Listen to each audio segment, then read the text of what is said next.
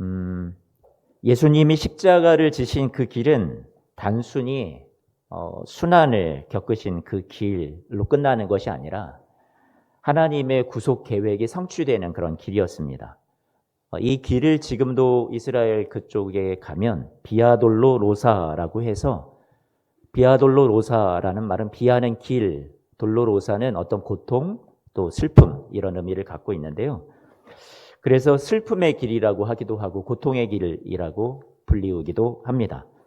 그런데 이 길에 지금도 가면 14곳에 어떤 지점을 정해놓고 거기에 예수님께서 이 지점에서 이렇게 고난을 당하셨고 이 지점에서는 뭐 구레네 사람 시몬이 대신 십자가를 져줬고 그런 지역들이 14곳이 있습니다. 표시가 되어 있거든요.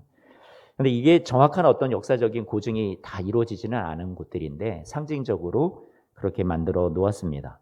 어디에서부터 시작이 되냐면 예수님께서 빌라도의 법정에서 신문을 받으신 그 자리에서부터 첫 번째 장소가 시작이 됩니다. 거기에서 비아돌로로사, 고난의 길, 슬픔의 길이 시작이 되는 거죠.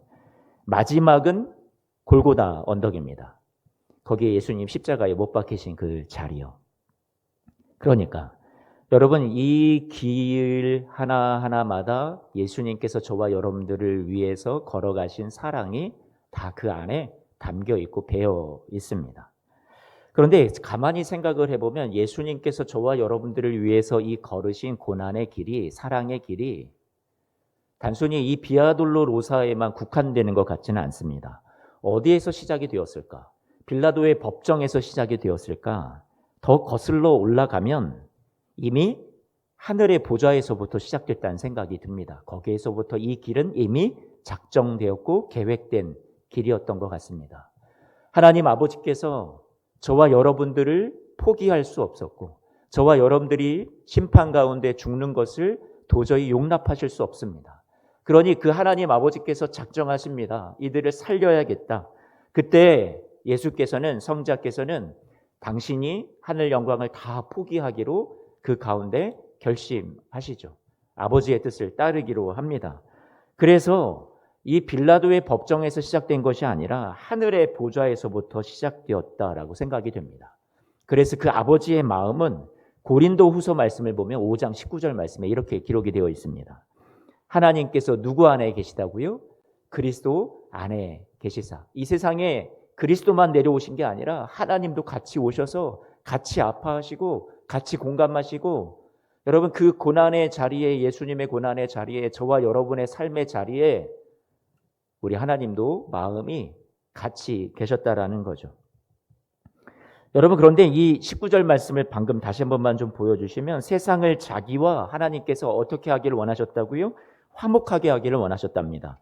이 화목하다라는 말은 원래의 관계를 회복하다라는 그런 의미가 있는 거죠. 하나님이요, 여러분들과 화목하기 위해서, 죄인된 인간과 화목하기 위해서 먼저 손을 내밀어 주신 겁니다. 예수님 안에 자녀를 찾으러 떠나신 아버지가 담겨 있습니다. 탕자의 비유처럼 집 나간 아들을 찾아 나선 아버지가 여러분 오늘 말씀 속에서 보입니다. 아들이 돌이키기도 전에 날마다 아들을 찾고 싶어서 밖에 나가 기다리셨던, 찾으셨던 아버지의 모습이죠.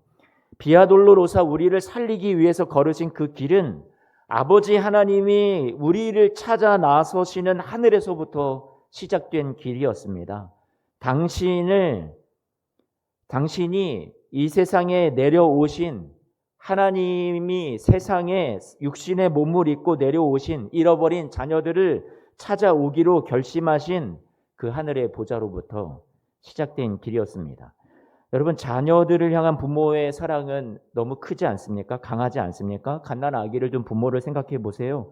아기가 부모에게 주는 것은 아무것도 없죠. 아기가 돈을 주는 것도 아니고 당장 부모에게 무슨 유익을 주는 것도 아니잖아요. 효도를 잘 처음부터 하는 건 아니잖아요. 그저 한없이 손이 타죠. 여러분, 그 아기에게 어떤 사랑받을 조건이 이미 다 갖추어져 있다라고 볼 수 있는 건 아니지 않습니까? 어떤 사랑해야만 하는 이유가 분명히 보여서 사랑하는 게 아니잖아요. 조건이 없어도 여러분, 사랑하는 게 부모의 마음 아닙니까? 그 존재 자체가 그냥 사랑스러운 거잖아요. 무언가 나에게 해주는 게 아니라 숨 쉬는 것, 잠자는 것, 먹는 모습 하나도 버릴 게 없는 거잖아요. 죄인인 인간에게도 이런 사랑이 있을진데 하물며 하나님 아버지는 여러분들을 얼마나 사랑하실까요? 그래서 우리를 돌이키게 하시려고 온갖 고초도, 자신의 사랑하는 아들을 또 버리시기까지 하시는 그 아픔도 마다하지 않는 것이 여러분 하나님께서 보여주신 사랑의 길이고 예수님을 이 땅에 보내주신 십자가의 길이었습니다.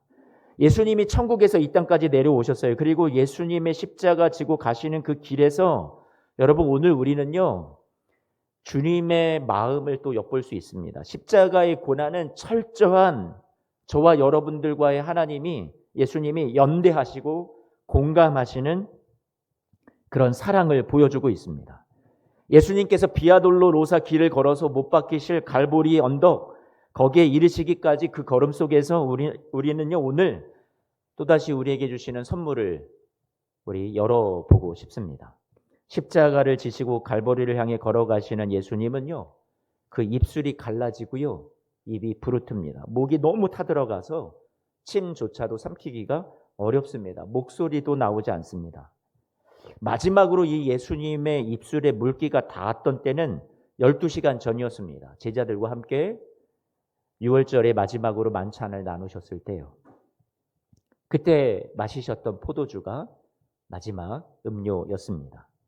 그런데요, 여러분, 오늘 요한복음 19장 28절 말씀을 보니까 예수님이 십자가 지고 골고다에 이르렀을 때 그때 예수님께서 사람들이 신 포도주를 적신 해면을 우슬초에 메어 예수님의 입에 대니 그것을 받으셨다라고, 그리고 다 이루었다 하시고 머리를 숙이시고 영원히 돌아가셨다라고 성경은 기록하고 있습니다. 십자가에 매달리신 예수님이 타는 듯한 목마름을 느끼셨고, 내가 오늘 19장 28절 요한복음 말씀에 보니까 목마르다 하세요.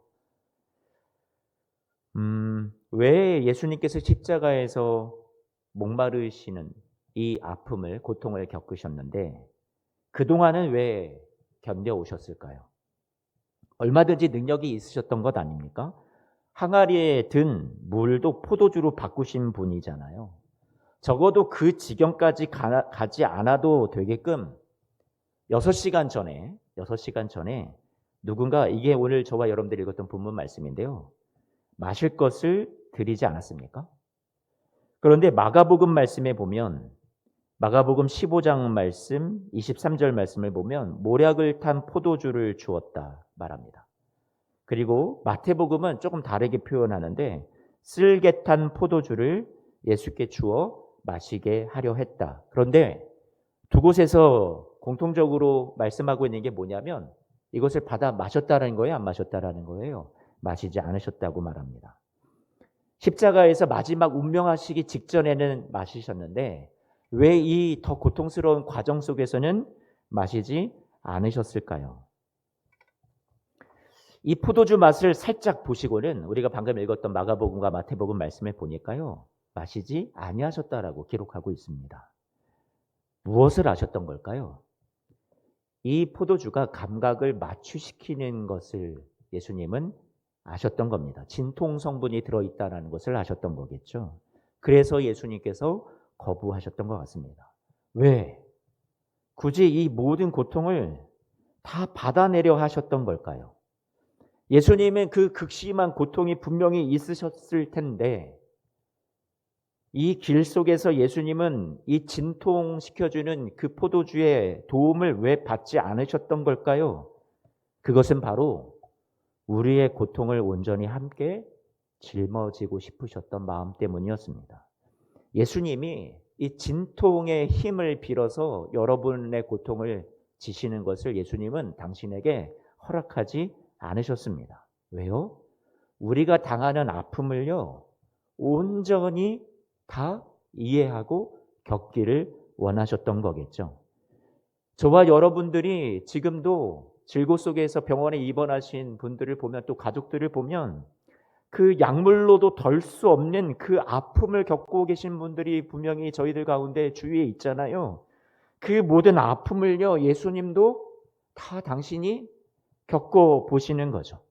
타는 듯한 목마름도 겪으시고 그것을 저와 여러분들이 이 세상 속에서 겪고 있다는 걸 아시기 때문에 우리를 이해하시고 우리의 아픔을 공감하기 위해서 예수님이 피하지 않으셨던 거죠. 한 번도 내 입장, 내 자리에 처해보지 않은 사람에게서 우리는 공감받기란 어렵습니다. 그렇죠?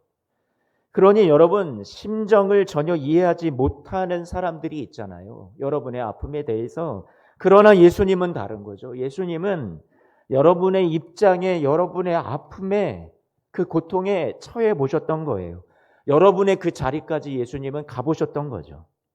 그래서 누구도 이해하지 못할 여러분의 그 상심한 마음과 아픔의 자리를 누구는 이해할 수 있어요? 예수님은 이해하실 수 있습니다. 그래서 히브리서 말씀의 4장 15절에 이렇게 말합니다. 우리에게 있는 대제사장 예수님이요, 우리의 연약함을 동정하지 못하실 이가 아니요 모든 일에 우리와 똑같이 어떠신 분이라고요? 시험을 받으신 분이라고요. 공감하고 이해하시는 분이랍니다. 그러니까 여러분, 우리를 긍휼하게 여기시는 그분, 때를 따라 여러분이 어떤 어려움과 아픔 속에 있는 줄을 잘 아시는 그 주님 앞에 우리 16절 말씀 좀 한 번만 띄워주실래요? 히브리서 4장 16절 뭐라고 말씀합니까? 때를 따라 돕는 은혜를 우리가 받기 위해서 우리 저와 여러분들의 아픔을 이해하고 공감하시는 주님께 나아오라고 말씀하고 있습니다. 예수님은 저와 여러분들에게 이것을 오늘 말씀을 통해서 가르쳐주고 계십니다. 너희는 나를 의지해도 좋다. 나에게 나와서 너의 아픔을 이야기해도 좋다. 나는 너를 공감하거든. 너를 이해하거든. 너의 형편을 나도 겪어봐서 잘 알고 있거든. 그래서 내가 너를 도울 수 있다. 주님께서 말씀하고 계십니다. 이사야서 53장 4절 말씀에 뭐라고 말씀합니까? 그는 실로 우리의 무엇을 지고 질고를 지고 우리의 무엇을 당하셨다고요? 슬픔을 당하셨다라고 예수님이 저와 여러분들을 위해서 해주시는 일에 대해서 이렇게 소개하고 있습니다. 저와 여러분의 삶에 목마름이 있어요. 어떤 약물로도 쉬이 해결되지 않는 몸의 아픔이, 마음의 아픔이 있습니다. 그런데 주님이 그런 우리를 이해하십니다. 우리의 처지와 형편을 아십니다. 그래서 우리는 주님께 나아갈 수 있습니다. 예수님은 이 땅에서 여러분 33년, 역사적으로 이것이 정확하게 고증이 되지는 않았지만 대략 그 정도라고 우리는 볼 수 있겠습니다. 왜 이 긴 시간을 사셔야만 했을까요? 우리 죄를 위해서 죽으시는데 다 큰 성인의 모습으로 잠깐 오셔서 이 공생에 사신 그 기간만큼만 딱 계시면 안 되었던 걸까요? 더도 말고 아니면 그냥 십자가만 져주시면 안 되었나요? 왜 일생을 다 사셔야 했을까요? 마구간에 태어나시고 아기 때 태어나셔서 옹알이도 하시고 기저귀도 갈고 감기도 겪어보시고 몸살도 겪어보시고 넘어지고 다치는 일도 겪어보셨을 거고 가난한 목수의 아들로 태어나셔서 먼지도 마시고 고된 일도 노동도 땀도 흘려보시고 피곤하고 지치기도 하고 잠을 못 자기도 하고 추위와 더위와 목마름과 배고픔과 마음이 괴로워 죽을 지경도 사랑하는 이의 죽음 앞에서 울기도 하고 미움받고 오해받고 진짜 하늘 아버지, 자기가 하늘 아버지, 내 진짜 아버지라고 생각했던 분에게는 버림받는 것 같은 어찌하여 나를 버리십니까? 그런 위기와 고난까지도 다 겪으셨습니다. 왜 이러한 일들을 다 겪으시면서까지 일생을 자신의 피조물 들인 사람들과 같이 사셔야만 했을까요? 알고 보니 이 모든 건요, 여러분의 마음을 이해하고 공감하기 위해서였습니다. 여러분의 마음을 얻기 위해서였습니다. 예수님께서 19장 28절 요한복음 말씀을 보면 운명하기 직전에 목마르다라고 말씀하시죠. 내가 목마르다. 여러분, 이 예수님께서 내가 목마르다 하신 것은 야, 진짜 내가 죽기 전에 갈증 좀 해소하자. 나 그동안 진짜 너무 많이 참았다. 이제는 못 견디겠다. 이렇게 말씀하신 걸까요?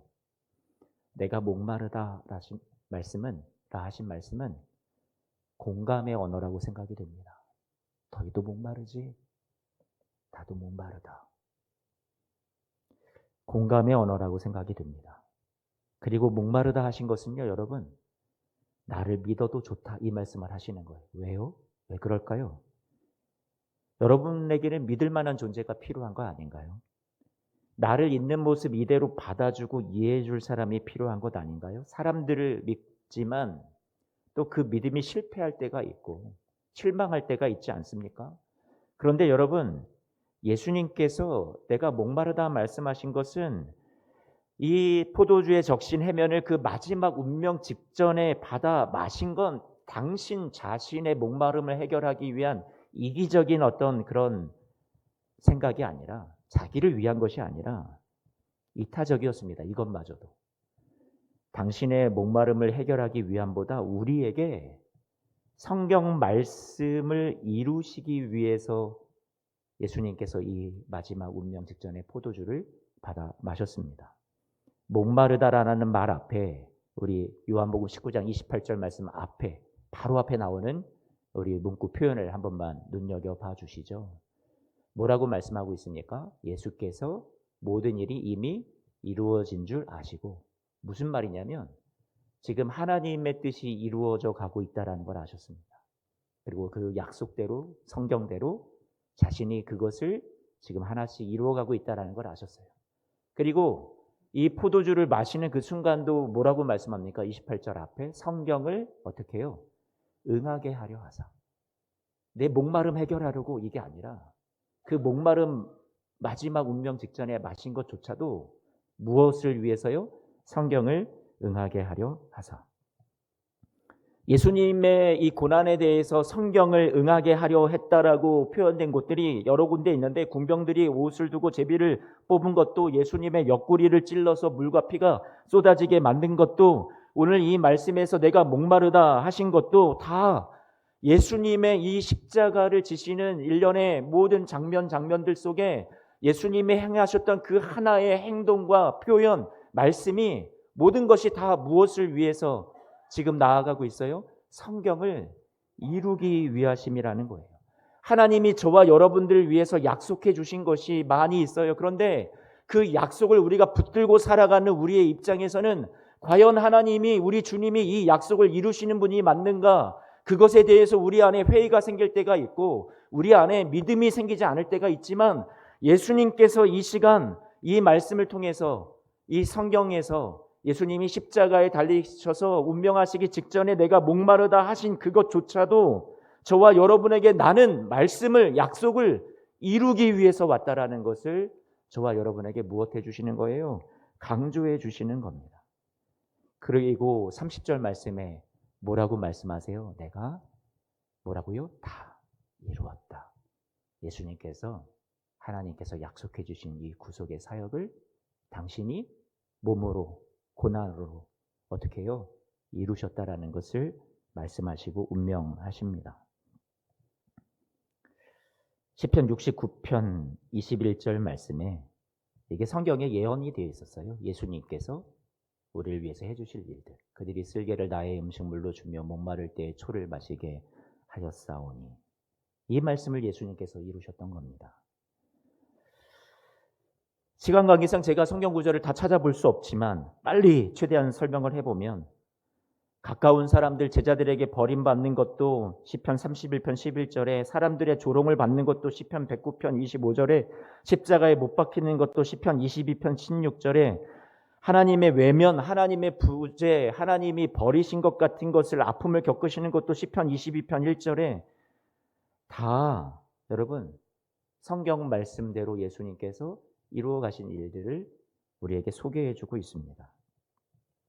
예수님은 마지막 순간까지 죄와 사망과 고통에 빠진 인류를, 세상을 사랑하사 구원하시기 위해서 하나님이 보내신 구원자요, 메시아라는 증거를 더 확실하게 보여주시려 하셨던 거죠.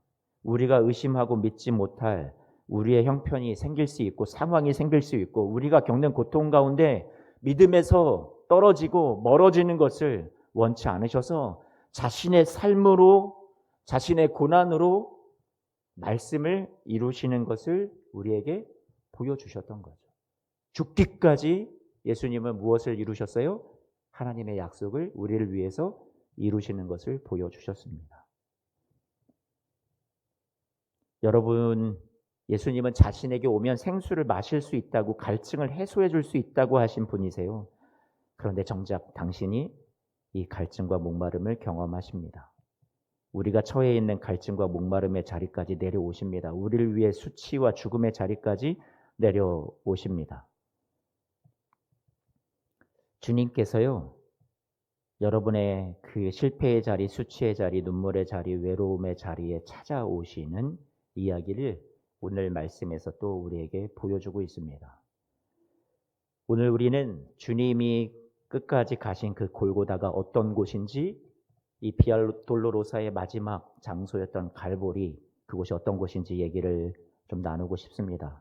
한 번만 앞에 화면을 좀 보여주실래요? 갈보리라는 것이, 여러분, 이 갈보리는 영어식 표현입니다.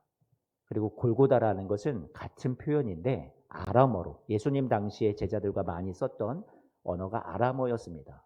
성경의 기록은 헬라어로 돼 있었지만 일반적으로 사람들이 구어로 많이 쓰던 그 언어는 아람어로, 이 갈보리가 골고다를 영어식으로 표현하다 보니까 갈보리가 된 겁니다. 칼라바라는 건 라틴어예요, 라틴어. 칼라바에서 갈보리가 나왔습니다. 이 말은, 갈보리라는 건 골고다, 여러분들도 갈보리도 들어봤고 골고다도 들어봤는데 그게 다른 게 아니라 같은 의미입니다. 그런데 이 갈보리가 의미하는 건 뭡니까? 해골이라는 뜻입니다. 해골. 갈보리 산 위에 십자가 섰으니 주가 고난을 당한 표라. 그러니까 여러분, 이 골고다, 갈보리, 해골의 언덕이라 불리는 이곳은 여러분 그 이름 자체가 증명해 주듯이 절망과 죽음을 품고 있는 곳입니다. 원래는 버려진 채석장이었어요.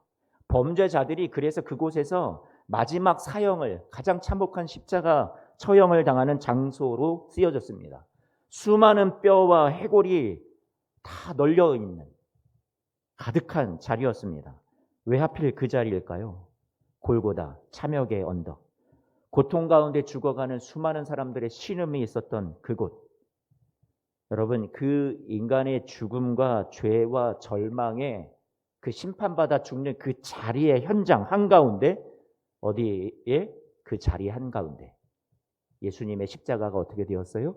세워졌다라는 거예요. 거기에서, 십자가에서 흐르는 보혈의 피가 어디로 흘렀을까요? 그 해골 위에 흘렀겠죠.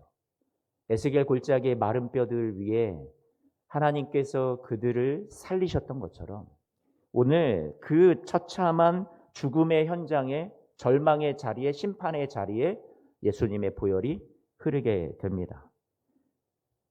그 죽음의 현장을 예수님은 그곳에서 십자가 져 주심으로 무엇으로 바꿔주셨어요? 우리를 살리시는 자리로 바꾸어 주셨습니다. 여러분, 이 모든 것들이 다 누구를 위해서 한 일이에요? 아무 생각 없이 무심히 일어난 사건들이 아니란 말이에요. 다 너를 위해 한 일이다. 주님께서 오늘 여러분들에게 말씀합니다. 우리를 향한 주님의 은혜와 사랑을 더 많이 깨달아 아시기를 축복합니다. 우리 평생에 다 알아가기는 어렵지만 다 알 수 없어도 좀 더 알아가고 싶습니다. 왜 우리를 이토록 아끼고 사랑하여 주시는지. 그리스도의 사랑은 모든 인류를 포함할 정도로 충분히 넓고 영원토록 계속될 만큼 충분히 길고, 가장 타락한 죄인에게 도달할 만큼 충분히 깊고, 이 골고다까지 오셨잖아요. 그 낮은 자리, 가장 낮은 자리라고 볼 수 있죠. 그런 저와 여러분들을 하늘로 올려서 하늘나라의 백성으로 세울 만큼, 승리자로 세울 만큼 그 사랑은 충분히 높습니다. 여러분, 그 사랑을 여러분들을 오늘 받고 계십니다. 우리를 포기하지 않으시는 거예요. 내 너를 포기하지 않는다. 오늘 그 말씀을 하시는 거예요. 말씀을 마칩니다. 당신의 생명보다 여러분들을 더 귀하게 여겨주셨습니다. 예수님은 우리와 똑같이 고통을 겪으셨습니다. 우리가 겪을 수 있는 가장 외로운, 가장 슬픔의 자리, 그 고통의 자리까지 찾아오셨습니다. 멀리서 힘내라고 말씀하시는 분이 아니라 우리의 아픔의 한가운데로 들어오셔서 나도 안다, 이해한다, 내가 널 그래서 도울 수 있다 하시는 분이십니다. 지금 여러분의 삶에 골고다와 같은 자리에 여러분들이 놓여 있을지 모르겠습니다.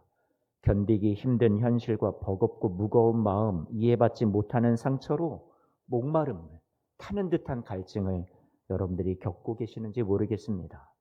고통스럽지 않습니까? 하지만 주님께서 외면하지 않습니다. 나도 목말랐다. 나도 아팠다. 나도 내려가 봤다. 그러니 내가 너를 도울 수 있다. 오늘 그 주님께서 저와 여러분들을 위해서 이 사랑으로 여러분들을 도우시겠다라고 말씀하시니 오늘 그 주님 앞에 그 사람을 기억하고 한 걸음 한 걸음, 여러분 또 내일부터 시작되는 이 고난주간 기도회에 우리 주님 앞에 한 발자국씩 가까이, 더 가까이 나아가 보시는 우리 성도님들의 삶이 되시기를, 또 여러분들의 날마다의 하루하루가 되시기를 축복합니다.